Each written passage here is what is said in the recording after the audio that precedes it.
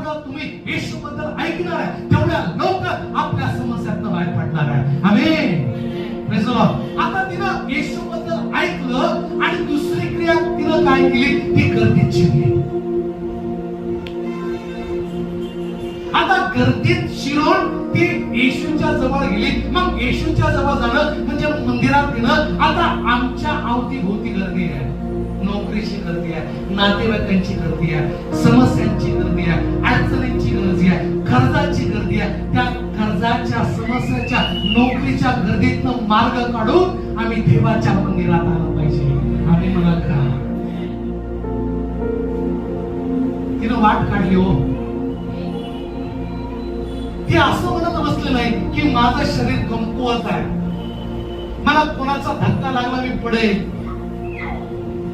मला जखम होईल, मला इजा होईल,